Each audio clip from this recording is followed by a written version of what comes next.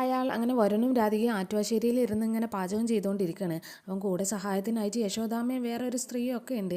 അപ്പോൾ ഇവരിങ്ങനെ പാചകം ചെയ്യുന്നതിൻ്റെ ഇടയിൽ വരുണ് ചെയ്യുന്ന കാര്യങ്ങൾ എന്തായാലും ഈ രാധികയ്ക്ക് അങ്ങ് അക്സെപ്റ്റ് ചെയ്യാൻ കഴിയുന്നില്ല. അവൾക്കൊരു തൃപ്തി വരുന്നില്ല. അപ്പോൾ ഈ വരുണിനോട് ഇവളിങ്ങനെ ഓരോ തമാശയിൽ ഓരോ കാര്യങ്ങളൊക്കെ പറയുന്നുണ്ട്. അങ്ങനെയല്ല ഇങ്ങനെയാണ് ചെയ്യേണ്ടത് എന്നൊക്കെ ഇങ്ങനെ പറഞ്ഞ് ഇവൻ ഓരോ കാര്യങ്ങളൊക്കെ ഇങ്ങനെ പഠിപ്പിച്ചുകൊണ്ടിരിക്കുകയാണ്. അവൻ വരുണ് പറയുന്നുണ്ട്, ഞാൻ ഓരോ കാര്യങ്ങളൊക്കെ നിൻ്റെ കയ്യിൽ പഠിച്ചുകൊണ്ട് വരികയാണ്. പോരാത്തതിന് ഞാൻ ഈ സഹായം ചെയ്യുന്നതും ഒക്കെ നിൻ്റെ സ്വാതന്ത്ര്യത്തിലുള്ളൊരു കടന്നുകയറ്റാണെന്നൊക്കെ എനിക്കറിയാം എന്നൊക്കെ ഇങ്ങനെ പറഞ്ഞിട്ട് ഇവർ ഓരോ കാര്യങ്ങളൊക്കെ സംസാരിച്ചുകൊണ്ടിരിക്കുന്നതിൻ്റെ ഇടയിൽ രാധിക ഇങ്ങനെ പറയുന്നുണ്ട്, വരുൺ ഞാൻ ഇപ്പോൾ വരട്ടെ എന്നൊക്കെ ഇങ്ങനെ പറഞ്ഞിട്ട് അവൾ അങ്ങ് അടുക്കള ഭാഗത്തേക്ക് ഇങ്ങനെ നടന്നു പോവുകയാണ്. വരുൺ എന്നാൽ പെട്ടെന്ന് വാട്ടോ എന്നൊക്കെ പറഞ്ഞിട്ട് അവളെ അങ്ങ് പറഞ്ഞയക്കുന്നുണ്ട്.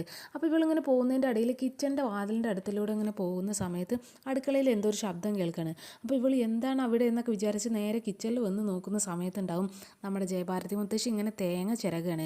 അപ്പോൾ ഇവരിങ്ങനെ ഇത്രയും അസുഖമൊക്കെ ഉണ്ടായ സമയത്ത് പോലും ഇങ്ങനെ തേങ്ങ ചിരകുന്നൊക്കെ കണ്ടിട്ട് രാധിക പെട്ടെന്ന് തന്നെ കിച്ചണിലേക്ക് അങ്ങ് കയറി ചെല്ലുന്നുണ്ട്. എന്നിട്ട് മുത്തശ്ശിനോട് ചോദിക്കുന്നുണ്ട്, അല്ല മുത്തശ്ശി എന്തായി ചെയ്തുകൊണ്ടിരിക്കുന്നത്?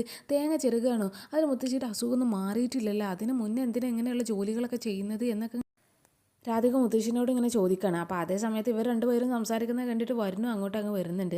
അപ്പോൾ ഇവർ പറയുന്നുണ്ട്, മുത്തശ്ശി എന്തിനാ ഇങ്ങനെ ജോലികളൊക്കെ ഇവിടെ ചെയ്തുകൊണ്ടിരിക്കുന്നത് എന്നൊക്കെ ഇങ്ങനെ ചോദിക്കുമ്പോൾ മുത്തശ്ശി പറയുന്നുണ്ട്, അത് പിന്നെ ഞാൻ അവിടെ വെറുതെ ഇരുന്ന് ബോറടിച്ചപ്പോൾ നിങ്ങളെയും കൂടി കുറച്ച് സഹായിക്കാമെന്നൊക്കെ വിചാരിച്ചിട്ടാണ് എന്നൊക്കെ ഇങ്ങനെ പറയുമ്പോൾ ഇവർ രണ്ടുപേരും മുത്തശ്ശിയെ പിടിച്ചുകൊണ്ട് പോവുകയാണ്. എന്നിട്ട് അവരെ അവിടെ കൊണ്ടുപോയി അങ്ങ് ഇരുത്തുന്നുണ്ട്. ഇനി ഇങ്ങനെയുള്ള പാചക പണികൾ ഒന്നും മുത്തശ്ശി ഒന്നും ചെയ്യേണ്ട, എല്ലാം ഞങ്ങൾ തന്നെ ചെയ്തോളാം എന്നൊക്കെ ഇങ്ങനെ പറഞ്ഞിട്ട് അവരോട് ഇങ്ങനെ പറയുന്നുണ്ട്. അപ്പോൾ ഈ ജയഭാരതി മുത്തശ്ശി പറയുന്നുണ്ട്, നിങ്ങൾ രണ്ടുപേരും അവിടെ ഇരുന്നിങ്ങനെ കഷ്ടപ്പെടുന്നതൊക്കെ എനിക്ക് കാണാൻ കഴിയുന്നുണ്ട്. അപ്പോൾ നിങ്ങളിങ്ങനെ കഷ്ടപ്പെടുമ്പോൾ ഞാനും കൂടി കുറച്ച് സഹായിക്കാമല്ലോ എന്നൊക്കെ വിചാരിച്ചതാണ് എന്നൊക്കെ ഇവരോട് പറയാണ്. മാത്രമല്ല പണ്ടായിരുന്നു നിങ്ങളിങ്ങനെ സാമ്പത്തികമായിട്ടും ബുദ്ധിമുട്ട് അനുഭവിക്കുന്നതെന്നുണ്ടെങ്കിലും എല്ലാം എനിക്കിങ്ങനെ സഹായിക്കാൻ നല്ല സുഖമായിരുന്നു. ഇപ്പോൾ ദാ ഈ ദേവനും യശോദയും നിങ്ങൾ രണ്ടുപേരും ഒക്കെ ഇവിടെ നിന്ന് കഷ്ടപ്പെടുകയാണ്. പക്ഷേ എനിക്ക് എൻ്റെ കയ്യിൽ നിന്ന് എടുത്തു തരാനും ഒന്നുമില്ല. ആദ്യമായിരുന്നെങ്കിൽ എടുത്തു തരാൻ ഒരുപാടുണ്ടായിരുന്നു എൻ്റെ കയ്യിൽ. പക്ഷേ ഇപ്പോൾ എൻ്റെ കയ്യിൽ ഒന്നുമില്ലല്ലോ എന്ന് വിചാരിച്ചിട്ടുള്ളൊരു സങ്കടമാണ് എനിക്ക് എന്നൊക്കെ ഇങ്ങനെ മുത്തശ്ശി പറയാണ്. അപ്പോൾ ഇവർ രണ്ടുപേരും പറയുന്നുണ്ട്, അതിന് മുത്തശ്ശിനോട് ഞങ്ങൾ ആരാ ഇങ്ങനെ ഇവിടെ ഇരുന്ന് കഷ്ടപ്പെടുകയാണെന്നൊക്കെ പറഞ്ഞത്? അതൊക്കെ മുത്തശ്ശിയുടെ തോന്നലാണ്, ഞങ്ങൾക്ക് ഒരു കഷ്ടപ്പാടും ഇല്ല എന്നൊക്കെ ഇവരിങ്ങനെ പറയുന്നുണ്ട്. ആ വരുണും പറയുന്നുണ്ട്, മുത്തശ്ശി ഞാനിപ്പോൾ ഈ ഒരു ജീവിതം എൻജോയ് ചെയ്യാണ്, ഇതൊക്കെയാണ് ജീവിതം. മുന്നേ ഉള്ളതൊന്നും എൻ്റെ ഒരു ജീവിതമേ അല്ലായിരുന്നു. ഇതിങ്ങനെ എൻജോയ് ചെയ്ത് ഇങ്ങനെ ആസ്വദിച്ചുകൊണ്ടിരിക്കണം ഞാൻ ഈ ജീവിതമൊക്കെ എന്നൊക്കെ ഇങ്ങനെ ഈ മുത്തശ്ശിനോട് പറയുന്നുണ്ട്. അപ്പോൾ വീണ്ടും മുത്തശ്ശി ഇങ്ങനെ ഓരോ സങ്കടം പറഞ്ഞുകൊണ്ടിരിക്കുകയാണ്, നിങ്ങൾക്ക് ഇവിടെ ഓരോ കഷ്ടപ്പാട് കണ്ടിട്ടാണ് ഞാൻ ഇങ്ങനെയൊക്കെ ചെയ്യാൻ നിന്നത് എന്നൊക്കെ പറയുമ്പോൾ ഈ രാധികയും പറയുന്നുണ്ട്, ഈ കഷ്ടപ്പാട് എന്ന് പറഞ്ഞാൽ ഇങ്ങോട്ട് വന്നതല്ലല്ലോ, ഞങ്ങൾ അങ്ങോട്ട് പോയി സെലക്ട് ചെയ്തതല്ലേ ഇങ്ങനൊരു കഷ്ടപ്പാട്, കുറച്ചൊക്കെ കഷ്ടപ്പെട്ട് നമ്മൾ രക്ഷപ്പെടാൻ വേണ്ടിയിട്ടല്ലേ എന്നൊക്കെ ഇങ്ങനെ മുത്തശ്ശിനിങ്ങനെ പറഞ്ഞ് മനസ്സിലാക്കിക്കൊണ്ടിരിക്കുകയാണ്. അവസാനം മുത്തശ്ശി ഇവർ ഈ ഒരു ജോലിയിലൊക്കെ ആസ്വദിക്കുന്നുണ്ട്, ഇതൊരുപാട് ബുദ്ധിമുട്ടായിട്ട് അവർക്ക് അങ്ങ് ഫീൽ ചെയ്യുന്നില്ല എന്നുള്ള കാര്യങ്ങളൊക്കെ കേൾക്കുമ്പോൾ പിന്നെ മുത്തശ്ശിക്ക് ആ ഒരു സങ്കടം അങ്ങ് മാറി കിട്ടുന്നുണ്ട്. അതുവരെ ടെൻഷനായ മുത്തശ്ശിക്ക് ചെറിയൊരു സന്തോഷമൊക്കെ അവരുടെ മുഖത്തേക്ക് അങ്ങ് വരുന്നുണ്ട്. പിന്നെ കണിമംഗലത്താണെങ്കിൽ ഈ കൽപ്പന ഒരുപാട് വിഭവങ്ങളൊക്കെ ഉണ്ടാക്കി വെച്ചിരിക്കുകയാണ്. എന്നിട്ട് നേരെ സൂര്യക്കും വേണ്ടിയിട്ട് ആദ്യമായിട്ട് അവൾ സ്നേഹത്തോടെ അങ്ങ് ഭക്ഷണം ഉണ്ടാക്കി കൊടുക്കുകയാണ്. അതിന് വേണ്ടിയിട്ട് അവൾ ഒരുപാട് വിഭവങ്ങൾ അങ്ങ് ഉണ്ടാക്കി വെച്ചിട്ടുണ്ട്. എന്നിട്ട് ഇവൾ ഇതൊക്കെ ഈ സൂര്യക്ക് ഭക്ഷണം വിളമ്പി കൊടുക്കുകയാണ്. ഇത്രയും വിഭവങ്ങൾ ഒരാൾക്കും വേണ്ടി ഇത്രയും തോനെ ഉണ്ടാക്കി വെച്ച് കണ്ടിട്ട് തന്നെ സൂര്യ ചോദിക്കുന്നുണ്ട്, എടി എന്തായാലും നീ ഉണ്ടാക്കി, പിന്നെ നിനക്ക് കുറച്ച് ഉണ്ടാക്കിയാൽ പോരെ, എന്തിനാ ഇത്രയും തോനെ വിഭവങ്ങളൊക്കെ ഉണ്ടാക്കി വെച്ചിരിക്കുന്നത് എന്നൊക്കെ ഇങ്ങനെ ഇവളോട് ചോദിക്കാണ്.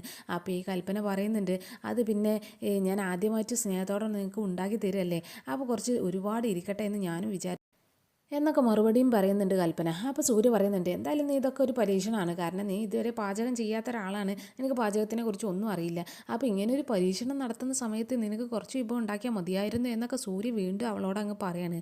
അപ്പോൾ ഈ കൽപ്പന പറയുന്നുണ്ട്, പേടിയുണ്ടല്ലേ എൻ്റെ ഭക്ഷണം കഴിക്കാൻ വേണ്ടിയിട്ട്, എന്നാൽ ഒരു പേടിയും പേടിക്കണ്ട, ഈ സൂര്യക്ക് ഏറ്റവും ഇഷ്ടപ്പെട്ടൊരു പാചകക്കാരിയുടെ അടുത്ത് നിന്ന് കുറേ അഡ്വൈസൊക്കെ വാങ്ങിയിട്ടാണ് ഞാനിത് ഭക്ഷണമൊക്കെ കഴിച്ചത്, അതുകൊണ്ട് അക്കാര്യത്തിൽ യാതൊരു ടെൻഷനും വേണ്ട, ഇത് ധൈര്യപൂർവ്വം കഴിച്ചോ എന്നൊക്കെ സൂര്യനോട് അങ്ങ് പറയുന്നുണ്ട്. അപ്പോൾ സൂര്യ ചോദിക്കുന്നുണ്ട്, എനിക്ക് ഏറ്റവും ഇഷ്ടപ്പെട്ട പാചകം അതാരാണ് എന്നൊക്കെ ഇങ്ങനെ ഇവളോട് ചോദിക്കുകയാണ്. അപ്പോൾ ഇവൾ പറയുന്നുണ്ട്, അത് ആറ്റുവാശ്ശേരി സദ്യയുടെ പിന്നിലുള്ള രാധിക എന്ന് പറയുന്നത് നിങ്ങളുടെ അനിയത്തിയാണ് എന്നൊക്കെ ഇങ്ങനെ പറയണം. അപ്പോൾ പിന്നെ സൂര്യ പറയുന്നുണ്ട്, ആ രാധികയുടെ ആയിരുന്നോ, എന്നാൽ പിന്നെ ധൈര്യമായിട്ട് ഭക്ഷണം കഴിക്കാം, അവളുടെ അടുത്തുനിന്നാണ് നീ ഈ ഭക്ഷണമൊക്കെ പാചകം ചെയ്യാൻ പഠിച്ചത് എന്നുണ്ടെങ്കിൽ എനിക്ക് ധൈര്യപൂർവ്വം ആ ഭക്ഷണമൊക്കെ കഴിക്കാം, എനിക്ക് യാതൊരു പേടിയില്ല എന്നൊക്കെ പറഞ്ഞിട്ട് അവൾ അങ്ങ് ഭക്ഷണം കഴിക്കാൻ വേണ്ടിയിട്ട് അവൻ അങ്ങ് ഇരിക്കുകയാണ്. അപ്പോൾ ഇവനിങ്ങനെ ഭക്ഷണം വിളമ്പുന്ന സമയത്തൊക്കെ ഈ കൽപ്പന ഭക്ഷണം കഴിക്കാൻ ഇരിക്കാതെ ഇങ്ങനെ അവന് വിളമ്പി കൊടുക്കുകയാണ്. അപ്പോൾ ഈ സൂര്യ ചോദിക്കുന്നുണ്ട്, അല്ല നീ ഇരിക്കുന്നില്ലേ, നീയും കൂടി ഇരിക്കുന്നു, വാ നമുക്ക് ഒരുമിച്ച് ഭക്ഷണം കഴിക്കാം എന്നൊക്കെ ഇങ്ങനെ പറയാണ്. അപ്പോൾ ഈ കൽപ്പന പറയുന്നുണ്ട്, ഞാൻ കഴിക്കുന്നില്ല, ഞാൻ എന്തായാലും ഇപ്പോൾ വിളമ്പി തരാം. നിങ്ങൾ കണ്ടിട്ടില്ലേ അമ്മ അച്ഛൻ ഭക്ഷണം കഴിക്കാൻ വേണ്ടി ഇരിക്കുന്ന സമയത്തൊന്നും വിളമ്പി കൊടുക്കലാണ്, അല്ലാതെ കൂടെ ഇരിക്കലില്ല എന്നൊക്കെ ഇങ്ങനെ പറയുന്നു. പോരാത്തതിന് വരുണും അങ്ങനെ തന്നെ, വരുണു ഭക്ഷണം കഴിക്കാൻ ഇരിക്കുമ്പോൾ ഈ രാധിക അങ്ങ് വിളമ്പി കൊടുക്കലല്ലേ എന്നൊക്കെ ഇങ്ങനെ പറയുന്നു. അപ്പോൾ സൂര്യ പറയുന്നുണ്ട്, അങ്ങനെയല്ല, അവർ രണ്ടുപേരും ഒരുമിച്ചാണ് ഭക്ഷണം കഴിക്കൽ, അങ്ങനെ ഒരാൾ വിളമ്പി കൊടുക്കാൻ ഇന്ന് അങ്ങനെ ഭക്ഷണം കഴിക്കാതിരിക്കാറൊന്നുമില്ല എന്നൊക്കെ ഇങ്ങനെ പറഞ്ഞ് അവരെയും പിടിച്ച് അങ്ങ് ഇരുത്താണ്.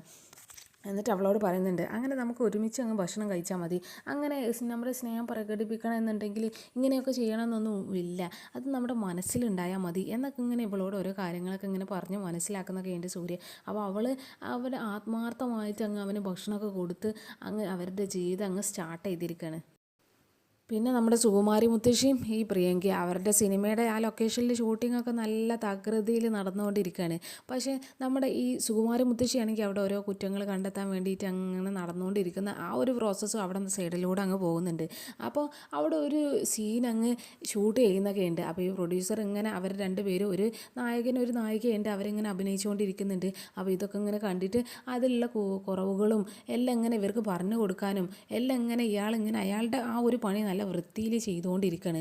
അപ്പോൾ ഇയാൾ ആക്ഷൻ പറഞ്ഞിട്ട് രണ്ടുപേരും ഇങ്ങനെ അഭിനയിക്കുന്നൊക്കെ ഉണ്ട്. അപ്പോൾ പെട്ടെന്ന് തന്നെ കട്ട് എന്നൊക്കെ ഇങ്ങനെ പറയാണ്. അപ്പോൾ ഇതൊക്കെ നമ്മുടെ സുകുമാരി മുത്തശ്ശിയും പ്രിയങ്കയൊക്കെ ഇങ്ങനെ കാണുന്നുണ്ട്. പ്രിയങ്കക്ക് ഇതിൽ വലിയൊരു തെറ്റുകളൊന്നും കാണുന്നില്ലെങ്കിലും സുകുമാരി മുത്തശ്ശി ഇതിലൊക്കെ തെറ്റ് കാണാൻ. അപ്പോൾ ഈ സുകുമാരി മുത്തശ്ശി പറയുന്നുണ്ട്, ആ ചെറുക്കന് നമ്മളോടെന്താ പക വീട്ടാണെന്ന് തോന്നുന്നു, ആ ചെറുക്കന് മര്യാദക്ക് ജോലി പോലും ചെയ്യുന്നില്ല എന്നൊക്കെ ഇങ്ങനെ പറയാണ്. അപ്പോൾ പ്രിയങ്ക പറയുന്നുണ്ട്, അത് ഈ ഡയറക്ടർമാരൊക്കെ അങ്ങനെ തന്നെയാണ് മുത്തശ്ശി, അയാളുടെ പണിയൊക്കെ നല്ല വൃത്തിക്ക് ചെയ്യുന്നുണ്ട് എന്നുള്ള കാര്യമൊക്കെ പ്രിയങ്കയും പറയാണ്. അപ്പോൾ സുകുമാരി മുത്തശ്ശി പറയുന്നുണ്ട്, അതൊന്നും അല്ലടി, അവയാൾ മനഃപൂർവ്വം ഇങ്ങനെ എന്തെങ്കിലും ഒരു കാര്യം ആരെങ്കിലുമൊക്കെ ഒന്ന് ചെയ്തുകൊണ്ടിരിക്കുമ്പോൾ ഒരു വൃത്തിക്ക് ഒരാൾ അഭിനയിച്ചുകൊണ്ടിരിക്കുകയാണെങ്കിൽ അതിൻ്റെ ഇടയിൽ പോയി കട്ട് എന്നൊക്കെ ഇങ്ങനെ പറഞ്ഞുകൊണ്ടിരിക്കും, മര്യാദക്ക് ജോലിയൊന്നും ചെയ്യില്ല. അയാൾ ഒരു വട്ടം കട്ട് എന്ന് പറയുമ്പോൾ കയ്യിൽ നിന്ന് കോടികളാണ് പോയിക്കൊണ്ടിരിക്കുന്നത്, അയാൾക്ക് നഷ്ടമൊന്നുമില്ലല്ലോ, നമുക്കാണ് പൈസക്ക് നഷ്ടം വരുന്നത് എന്നൊക്കെ ഇങ്ങനെ ഈ സുകുമാരി മുത്തശ്ശി പറഞ്ഞുകൊണ്ടിരിക്കുകയാണ്. അപ്പോൾ തന്നെ പ്രിയങ്ക പറയുന്നുണ്ട്, മുത്തശ്ശി ഇതൊക്കെ സർവ്വസാധാരണം തന്നെയാണ്, എല്ലാ ഡയറക്ടർമാരും ഇങ്ങനെയൊക്കെ തന്നെയാണ് എന്നൊക്കെ ഇങ്ങനെ പറഞ്ഞുകൊണ്ടിരിക്കുകയാണ്. അപ്പോൾ ഈ സുകുമാരി മുത്തശ്ശി അറിയുന്നുണ്ട്, അതൊന്നും അല്ല, അയാൾ മനഃപൂർവ്വം നമ്മളെ പക വീട്ടാൻ നിൽക്കുകയാണ്. നിങ്ങൾക്കറിയോ ഇന്ന് രാവിലെ ഒരുപാട് പാട്ട് പാടാൻ വേണ്ടി കുറച്ച് പാട്ടുകാർ വന്നിരുന്നു, അയാളുടെ പാട്ടുകളൊന്നും ഇവന് പറ്റിയിട്ട്, പിന്നെ കുറച്ച് മ്യൂസിക്കിന് വേണ്ടി കുറച്ച് ആളുകൾ വന്നു, അവരുടെ മ്യൂസിക്കൊന്നും ഇയാൾക്ക് പറ്റിയിട്ടില്ല. ഇയാൾ ആരാണ് ഇങ്ങനെ ഓരോരുത്തരുടെ കുറ്റം കുറവൊക്കെ കണ്ടെത്താൻ വേണ്ടിയിട്ട്, ഇയാൾ മനഃപൂർവ്വം നമുക്ക് പണി തരുന്ന പോലെയാണ് എനിക്ക് തോന്നുന്നത്. പിന്നെ നമ്മൾ എല്ലാ ഫീൽഡിലും ഈ ഒരു ഷൂട്ടിംഗ് നടക്കുന്ന സമയത്ത് നമ്മൾ എല്ലാ ഫീൽഡിലും ഒക്കെ ഒന്ന് നമ്മുടെ കൈ കടത്തിയിട്ടുണ്ട്. നമ്മൾ എന്തെങ്കിലും ഒരു പ്രൊഡക്റ്റ് വാങ്ങിയാൽ അത് നല്ലതാണോ ചീത്തയാണോ എന്നൊക്കെ നമ്മളൊക്കെ നോക്കി എല്ലാം ചെക്ക് ചെയ്തിട്ടുണ്ട്. പക്ഷേ നമ്മൾ കൈ കടത്താത്ത ഒറ്റ ഒരു പൊസിഷൻ മാത്രമേ ഉള്ളൂ, അത് ആ ഡയറക്ടറുടെ പൊസിഷനാണ് എന്നൊക്കെ ഇങ്ങനെ മുത്തശ്ശി പറയാണ്. അപ്പോൾ ഈ പ്രിയങ്ക പറയുന്നുണ്ട്, മുത്തശ്ശി അത് നമുക്കൊന്നും കഴിയില്ല, അതൊക്കെ അയാൾ നല്ല പെർഫെക്റ്റ് ആയിട്ട് ചെയ്യുന്നുണ്ട് എന്നൊക്കെ ഇങ്ങനെ പറഞ്ഞുകൊണ്ടിരിക്കുന്നൊക്കെ ഉണ്ട്. പക്ഷേ സുകുമാരി മുത്തശ്ശി വിട്ടു കൊടുക്കുന്നില്ല. സുകുമാരി മുത്തശ്ശി അറിയുന്നുണ്ട്, അങ്ങനെയല്ല, ഇനി ഞാൻ അയാളുടെ ആ ഒരു സീറ്റിലും കൂടി ഒന്ന് കൈ കടത്താൻ വേണ്ടി നിൽക്കുകയാണ്, ഞാനും കൂടി ഈ ഡയറക്ടർ എങ്ങനെയാണ് ജോലി ചെയ്യുന്നത് എന്നൊക്കെ പഠിക്കട്ടെ. എന്തായാലും നനഞ്ഞു ഈ സിനിമയിലേക്ക് ഇറങ്ങിയിട്ട്, ഇനി കുളിച്ചിട്ടേ കയറുന്നുള്ളൂ, എല്ലാ കാര്യങ്ങളും എല്ലാ ഫീൽഡിലുള്ള കാര്യങ്ങളും ഞാൻ പഠിച്ചിട്ടേ ഇവിടുന്ന് കയറുന്നുള്ളൂ, അതുകൊണ്ട് ഇനി ഡയറക്ഷനിലുള്ള ആ ഒരു കാര്യങ്ങളും കൂടി ഞാൻ തന്നെ ചെയ്യും എന്നൊക്കെ ഇങ്ങനെ പറയാണ്.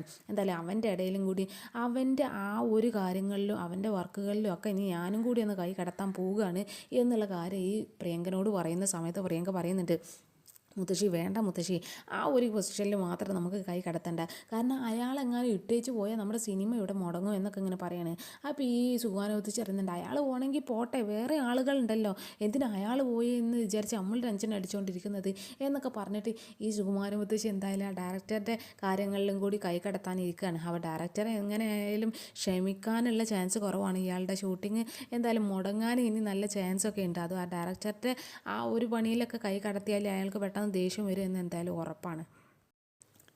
പിന്നെ രാത്രി കൽപ്പനയുടെ റൂമിലേക്ക് അങ്ങ് ഈ സൂര്യ കയറി വരികയാണ്. അപ്പോൾ സൂര്യ കയറി വരുന്ന സമയത്ത് കൽപ്പന ഒരുപാട് ആ റൂമൊക്കെ അലങ്കരിച്ചിട്ടുണ്ട്, കുറേ പൂക്കളായിട്ടും എല്ലാം ആദ്യമായിട്ട് ഒരാളങ്ങ് മണിയറയിൽ കയറി വരുന്ന ആ ഒരു ഫീലാണ് എന്തായാലും ഈ സൂര്യക്ക് അങ്ങ് കിട്ടുന്നത്. അപ്പോൾ സൂര്യ ഇതെന്താ അപ്പോൾ ഇത് ഇങ്ങനെ എന്നൊക്കെ ഇങ്ങനെ വിചാരിച്ച് ചുറ്റും നോക്കുന്നുണ്ട്.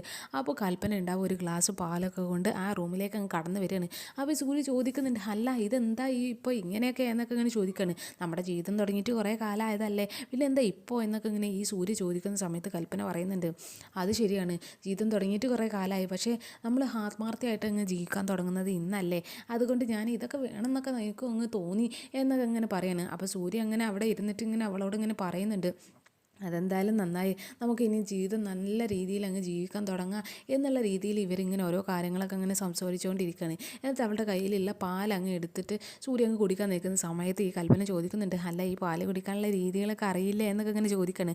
അപ്പോൾ സൂര്യ പറയുന്നുണ്ട്, അതൊക്കെ അറിയാത്ത ആരാ ഉള്ളത്, അതിനല്ല ഇപ്പോൾ ഇവിടെ സിനിമ ഒക്കെ ഉള്ളത്, സിനിമയിലൊക്കെ നമ്മൾ കണ്ടിട്ടില്ല, അതുപോലെയൊക്കെ തന്നെ അല്ലേ, പിന്നെ ഒരു സ്കൂളിൽ പോകുന്നതിന് മുന്നേ ഉള്ള കുട്ടികൾക്ക് വരെ ഈ കാര്യങ്ങളൊക്കെ നന്നായിട്ട് അറിയാം, അവർക്കറിയാം ഇതിനെക്കുറിച്ചുള്ള എല്ലാ കാര്യങ്ങളും എന്നൊക്കെ ഇങ്ങനെ ഈ സൂര്യൻ പറയാണ്. എന്നിട്ട് അവന് കുറച്ച് പാലൊക്കെ കുടിച്ചിട്ട് അവൾക്ക് അങ്ങ് കൊടുക്കുന്നുണ്ട്. എന്നിട്ട് അവനോട് ഇങ്ങനെ ഓരോ അവർ ഈ ജീവിതം ഇനി എങ്ങനെ നമുക്ക് നല്ല രീതിയിൽ ജീവിക്കാം എന്നുള്ള കാര്യങ്ങളിലൊക്കെ കുറച്ചിങ്ങനെ അവരുടെ ഒരു രീതിയിൽ അങ്ങനെ സംസാരിച്ചുകൊണ്ടിരിക്കുന്നൊക്കെ ഉണ്ട്.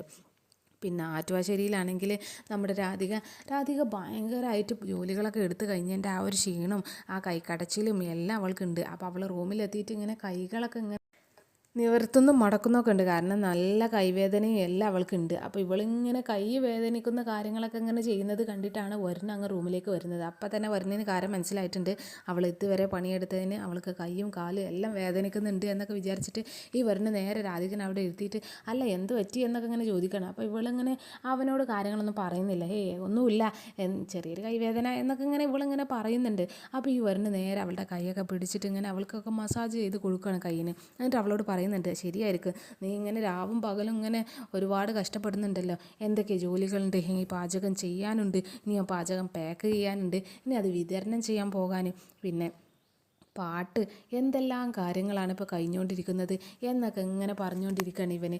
മാത്രമല്ല ഇന്നത്തെ ഒരുപാട് പാട്ടുപാടലും ഈ പാചകം ചെയ്യലും എല്ലാം നിനക്ക് നന്നായിട്ട് ബാധിക്കുന്നുണ്ടല്ലേ എന്നൊക്കെ ഇങ്ങനെ ഈ വരുണ് ഈ രാധികനോട് ചോദിക്കുകയാണ്. അപ്പോൾ രാധിക പറയുന്നുണ്ട്, അങ്ങനെ കഷ്ടപ്പാടൊന്നുമില്ല, ഇതൊക്കെ ഞാൻ ആസ്വദിച്ച് തന്നെ ചെയ്യുന്നത്, പിന്നെ നമ്മളിത് ഇങ്ങനെ സെലക്ട് ചെയ്തത് തന്നെ അല്ലേ, അല്ലാതെ നമ്മളെ തേടി വന്നതൊന്നും അല്ലല്ലോ എന്നൊക്കെ ഇങ്ങനെ ഈ രാധിക പറയുന്നുണ്ട്. പോരാ തന്നെ ഈ കൈക്കടച്ചിലൊന്നും എനിക്കൊരു കുഴപ്പമില്ല എന്നൊക്കെ ഇങ്ങനെ പറഞ്ഞിട്ട് അവൻ്റെ മടിയിൽ അവൾ അങ്ങനെ തല ചായ്ച്ച് അങ്ങ് കിടക്കുന്നുണ്ട്. എന്നിട്ട് അവനോട് ഇങ്ങനെ, എന്തായാലും ഇപ്പോൾ എനിക്ക് കുറച്ചൊരു സമാധാനമുണ്ട് എന്നൊക്കെ ഇങ്ങനെ പറഞ്ഞിട്ട് അവരുടെ ആ ഒരു രീതിയിൽ ഓരോ കാര്യങ്ങളൊക്കെ ഇങ്ങനെ സംസാരിച്ചുകൊണ്ടിരിക്കുക. പിന്നെ നമ്മുടെ ശ്യാമയും അമൃതയെടുത്തി അവർ ആ ഒരു മെൻ്റൽ ഹോസ്പിറ്റലിൽ റൂമിൽ എങ്ങനെ പൊതിച്ചു മൂടി കിടന്നുകൊണ്ടിരിക്കുകയാണ്. പുറത്ത് എന്തൊക്കെയാണ് സംഭവിക്കുന്നത്, ഇനി വരാനിരിക്കുന്നത് എന്തൊക്കെയെന്നൊന്നും അറിയാതെ അവർ സമാധാനത്തിൽ അങ്ങനെ ഉറങ്ങിക്കൊണ്ടിരിക്കുകയാണ്. പെട്ടെന്നാണ് അവരുടെ റൂമിലേക്ക് കുറേ നഴ്സുമാരൊക്കെ ആയിട്ട് ഒരുപാട് മരുന്നൊക്കെ കൊണ്ട് ഒരു ഡോർ അങ്ങ് തുറന്നങ്ങ് കയറി വരികയാണ്. അപ്പോൾ ഇവരുടെ ഈ ശബ്ദം കേട്ടിട്ട് ഈ ശ്യാമയും അമൃതയെടുത്തിയും പെട്ടെന്ന് അങ്ങ് നെട്ടി എണീക്കുന്നൊക്കെ ഉണ്ട്. അപ്പോൾ എണീക്കുമ്പോൾ തന്നെ വരുന്നത് ഈ നഴ്സുമാരൊക്കെ ഒരുപാട് ഈ സിറിഞ്ചൊക്കെ കൊണ്ട് അങ്ങ് റൂമിലേക്ക് അങ്ങ് കയറി വരികയാണ്. അപ്പോൾ ആ ഒരു കാഴ്ച കണ്ടിട്ട് ഇവരങ്ങ് ഷോക്കായി നിൽക്കുന്നൊക്കെ ഉണ്ട്. എന്തായാലും എപ്പിസോഡ് അവിടെ അവസാനിച്ചിരിക്കുകയാണ്. മാത്രമല്ല ഇവർ നേരെ വന്നിട്ട് ബലമായിട്ട് നമ്മുടെ ഈ ശ്യാമനെ ഇഞ്ചെക്റ്റ് ചെയ്യുന്നതൊക്കെ എന്തായാലും നാളത്തെ പ്രൊമോയിൽ കാണിക്കുന്നുണ്ട്. അപ്പോൾ ഈ ഒരു ബലമായിട്ട് ഈ ശ്യാമനെ ഇഞ്ചെക്റ്റ് ചെയ്യുന്നത് ഈ അമൃതയെടുത്തി അതൊക്കെ ഇങ്ങനെ പ്രതികരിക്കുന്നൊക്കെ ഉണ്ട്, പ്രതിരോധിക്കാണ്, അവരെയൊക്കെ തട്ടി മാറ്റിയിട്ട് വേണ്ട എന്നൊക്കെ പറഞ്ഞിട്ട് ഇങ്ങനെ തട്ടി മാറ്റുന്നൊക്കെ ഉണ്ട്. എങ്കിലും അതൊക്കെ ഒരു വിഫലമായിട്ട് ഇവർ ഈ ശ്യാമയുടെ കയ്യിലേക്ക് അങ്ങ് ആ ഒരു മരുന്ന് ഇഞ്ചെക്റ്റ് ചെയ്യുന്നൊക്കെ ഉണ്ട്. ഇനി അതിൻ്റെ ആഘാതം എന്തായിരിക്കും എന്നൊന്നും നമുക്ക് കാത്തിരുന്ന് തന്നെ കാണാം. അങ്ങനെ മാത്രമല്ല ആ ഒരു ഡോക്ടർ, ആ മെൻ്റൽ ഹോസ്പിറ്റലിലെ ഡോക്ടർ ഈ ചന്ദ്രശേഖരന് ഫോൺ ചെയ്യുന്നൊക്കെ ഉണ്ട്. അപ്പോൾ ഈ ചന്ദ്രശേഖരൻ ഇങ്ങനെ പറയുന്നുണ്ട്, ശ്യാമ എന്ന് പറയുന്ന അവളെ എനിക്ക് ജീവനോടെ തന്നെ വേണം, അവർ ജീവനോടെ ഉണ്ടാകുന്നത് എൻ്റെ ഒരു ആവശ്യം തന്നെയാണ്, അതുകൊണ്ട് അവരെ കൊല്ലാനുള്ള സമയമായിട്ടില്ല, അതുകൊണ്ട് അവരെ ജീവനോടെ തന്നെ ഉണ്ടാകണം. പക്ഷെ അവിടെ കൂടെയുള്ള ആ ഒരാൾ എന്ന് പറയുന്നത് അങ്ങനെയല്ല എന്നുള്ള കാര്യം പറയുന്നുണ്ട്. അപ്പോൾ അതിനർത്ഥം അവരെ കൊല്ലണം എന്നുള്ള രീതിയിലാണോ ഈ ചന്ദ്രശേഖരൻ പറഞ്ഞത് എന്നൊക്കെ നമുക്ക് കാത്തിരുന്ന് തന്നെ കാണാം. അപ്പോൾ അത്രയും ക്രൂരതകൾക്കിടയിൽ ഇവരെ എങ്ങനെയെങ്കിലുമൊക്കെ ഒന്ന് രക്ഷപ്പെടുത്താൻ ആരെങ്കിലും വരുമോ, അവരോ ഇനി ഈ ഒരു രീതിയിൽ അങ്ങ് ഭ്രാന്തായി അങ്ങ് ജീവിക്കുകയില്ലേ എന്നൊക്കെ നമുക്ക് കാത്തിരുന്ന് തന്നെ കാണാം. അപ്പോൾ ഇന്നത്തെ എപ്പിസോഡ് ഇവിടെ അവസാനിച്ചിരിക്കുകയാണ് ഗൈസ്. അപ്പം നാളെ കാണാം. Okay, bye all.